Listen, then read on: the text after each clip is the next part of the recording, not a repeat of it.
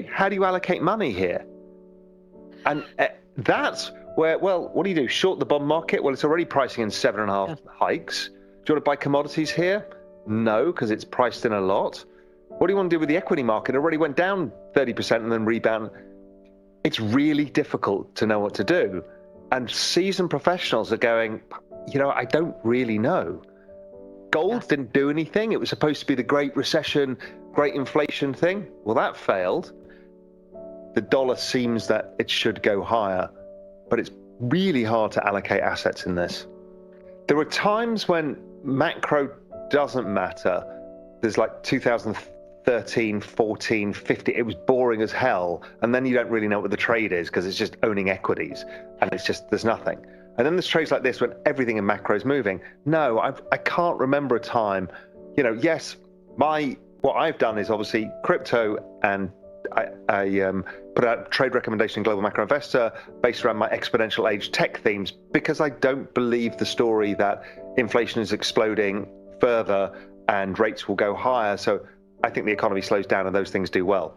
But no, this is difficult. This is a really, really, really difficult market. I use the 2-year. I'm now looking at my Bloomberg, and I'll give you my answer in a sec. I think generally rates top out somewhere, below 3%. So take 3%, that was the top of the last cycle. If it goes through that, something has changed. Same with the 10-year, same with everything. So, but there's a lot priced in here. This is the fastest rate of increase in rates in all history in terms of percentage terms. Now, we're coming from low numbers, so it looks crazy high, but my God, we price this in fast. This is like 1994's bond collapse. I mean, these things, these are huge moves, and yet we still don't know what it means. So we're kind of looking at the train crash, and we don't know what it's all about. Interest rates have been very low. It depends when they refinance and where they refinanced. So I don't know, but it's like this fixed cost that sits over you. So if your real income has gone down, then you don't have as much money to spend. And we've seen discretionary spending kind of falling apart in many places. I know restaurants have seen a big slowdown now already. In terms of the debt, why worry about the debt? The Federal Reserve will never allow any of this to go bust. I mean, it's a sad truth. They've bought corporate bonds in the past. They've underwritten households with government checks in the past. They obviously buy the bond market. So what's going to go wrong?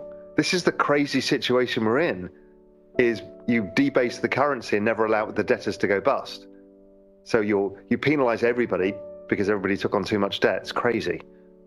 Yeah. In the exponential age is all of these technologies all coming together all at the same time. Now, if those things get adopted on this exponential trend, which is a logarithmic curve, then what you find is that even if you wait for a couple of years, that correction catches up with the log trend.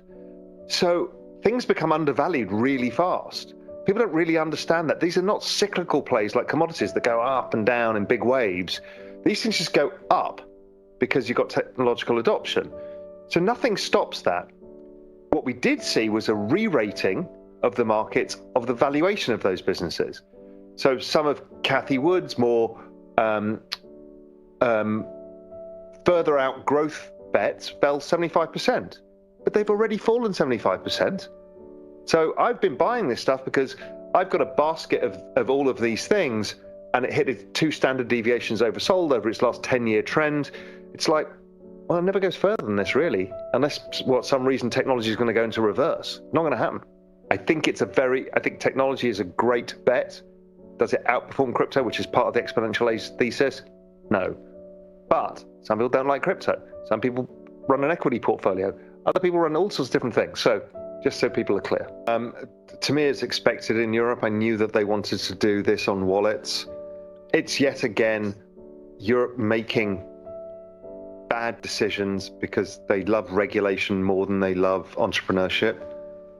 And so, somebody pointed out, look at the largest tech company in Europe. It's SAP. SAP is a company that was like a huge tech company in the late 90s. They've not developed anything because the regulatory framework is so bad. GDPR was really hard. I understand what they're trying to do, but they're creating a state that doesn't allow for innovation. And here we go, again, making it more and more difficult. Sure, I mean, do I care about KYC in my wallet? No, I don't. But it's just at the margin, just doesn't help Europe. It's accelerating a bit now. It'll slow down for a period of time.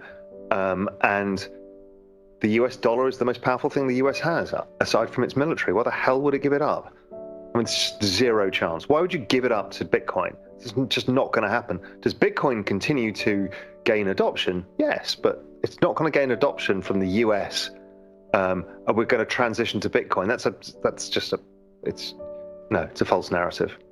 Do you think they'll maybe change their stance on regulation if the conversation around it moves away from consumer protection and more to national security, which seems to have been gaining some traction right now? Again, I don't see how that helps national security, Bitcoin. I can understand why it helps sovereign individual security, because, the seizing of assets. I mean, what happened? These Russian oligarchs, they've taken all of their assets without due process. This is not good. Yeah. This is not good. Normally, in Western democratic nations, you would be taking them to court. You would be prosecuting them under certain things. But we're making everybody guilty until proven innocent. And what is the due process to get the assets back? That scares people. It scares people a lot. It scares people what happened in Canada. These things are an abuse of power. And again, they might be right. The truckers in Canada might have been in the wrong. They were really disrupting people in downtown. Not saying the oligarchs are good people, but Western democratic nations have a rule of law. So anyway, for individuals, it makes sense because self-sovereignty over your own money seems like it's becoming a more important issue. It certainly does.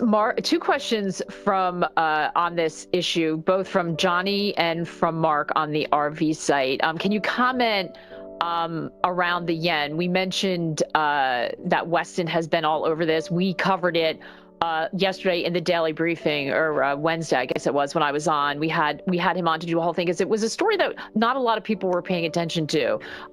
What's your thought? I think we saw you posting about something big's going on in Forex, trying to work out what it means. What are your thoughts about what's happening?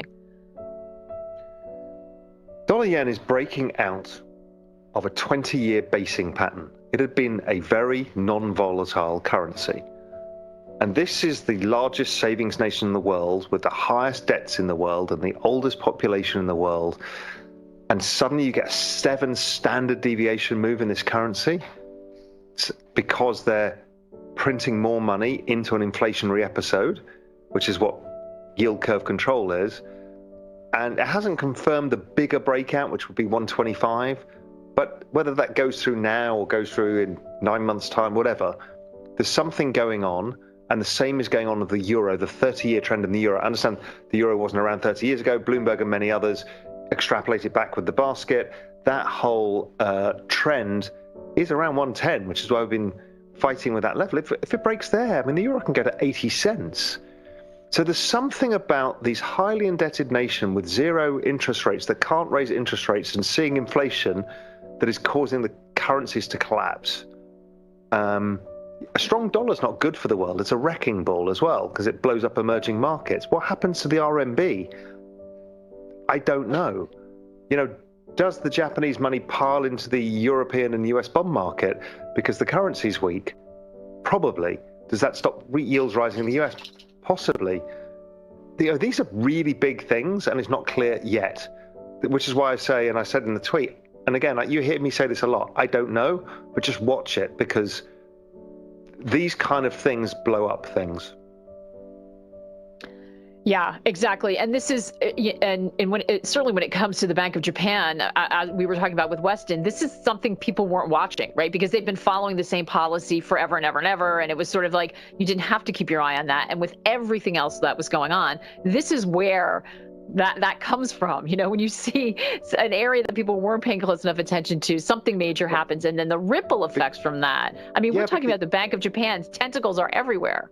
So, I mean, what appears to be going on is the BOJ forever have been trying to generate inflation. And now, because of the supply chain issue and what's happening with Russia, they're going to meet their inflation target. Right? Nobody knows what to do.